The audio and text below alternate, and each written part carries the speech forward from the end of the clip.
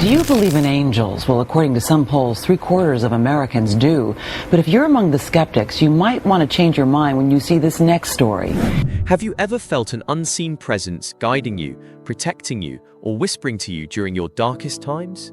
These 3 real-life documented encounters will prove that the world is filled with angels, spirit guides, demons, and even immortal creatures that you have never heard of. Welcome to Angels vs. Demons.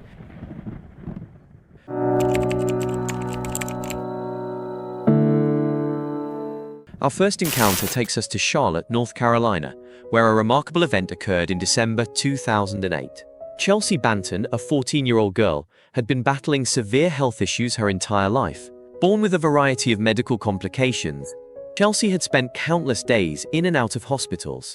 Colleen Banton didn't expect her disabled daughter Chelsea to see her 15th birthday. You're 7, can you count them? Her family had weathered numerous storms, but nothing could prepare them for what was to come.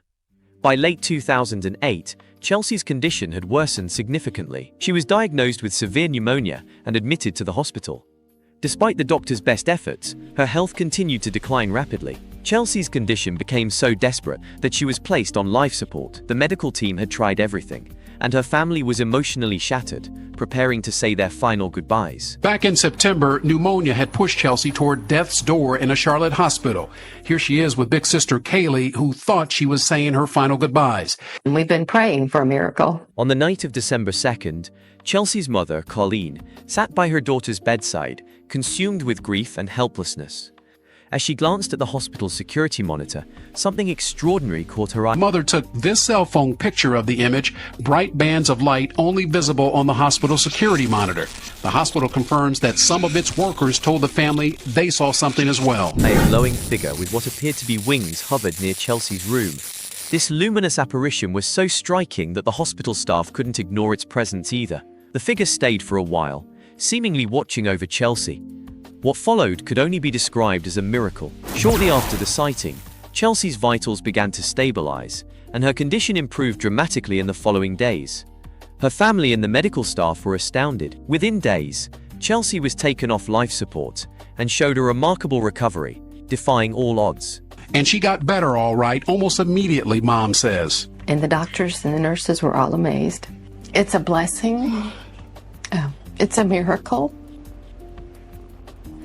And I'm learning not to take things for granted.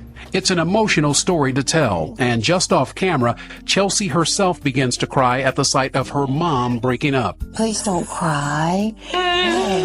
It's okay. It's okay. To this day, Colleen firmly believes that a guardian angel saved her daughter's life. This experience has left a lasting impact, filling their hearts with hope and a profound belief in the power of divine intervention.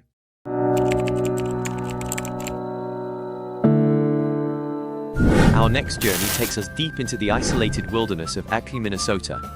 In October 1986, Sister Mary Andre Arsenault, a dedicated nurse and nun, was known for her deep love of hiking. To her, nature was a sanctuary, a place where she found solace and quietly communicated with the divine. Experiences like these often saw Sister Andre venturing out into the heart of nature, seeking the serenity of the woods alone a peaceful autumn afternoon. But as the sun began to dip below the horizon, she soon realized she had overestimated her sense of direction.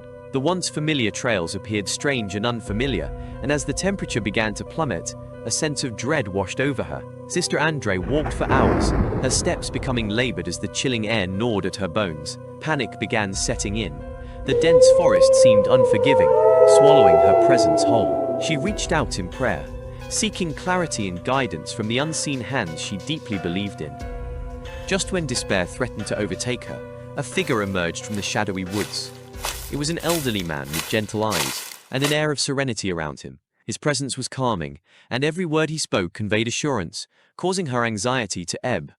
This man, seemingly out of nowhere, assured Sister Andre that he knew the area well and guided her through the thick underbrush and around obstacles that seemed insurmountable at first glance. His movements were deliberate yet swift, and Sister Andre couldn't help but feel an overwhelming sense of trust.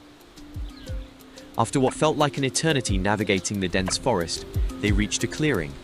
There, to her astonishment, was a search party, just preparing to move deeper into the woods. She was safe. Sister Andre turned to thank the kind stranger, but to her bewilderment, he had vanished without a trace. Shocked, she shared the uncanny encounter with the search team, only to realize the area was miles away from any inhabitant regions. His sudden disappearance, leaving no footprints in the soft soil, was nothing short of surreal.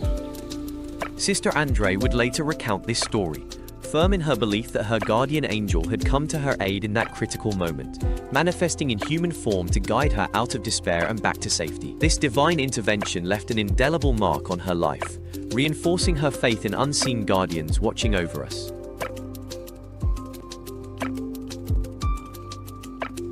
Would you like to become an angel today? Join our Angels vs. Demons community and help reclaim our world from the forces of conflict and calamity. Together, we can bring hope and harmony back to our lives. Welcome to Angels vs. Demons.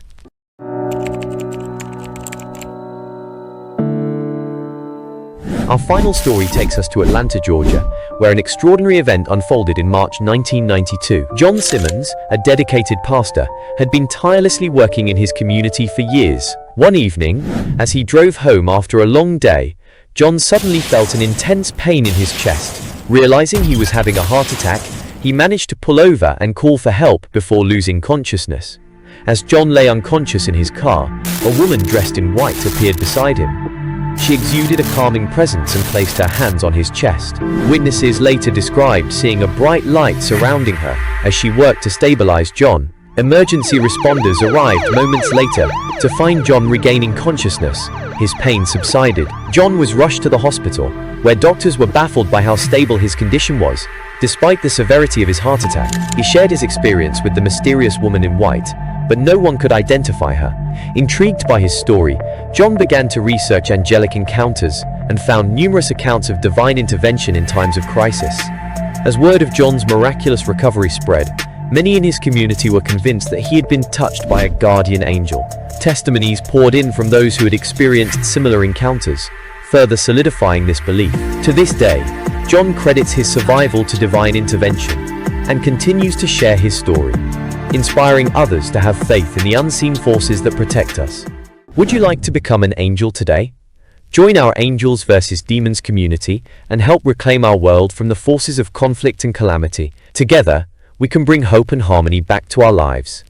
Welcome to Angels vs. Demons. Watch our next video on why demons are targeting the most beautiful girls in our society today.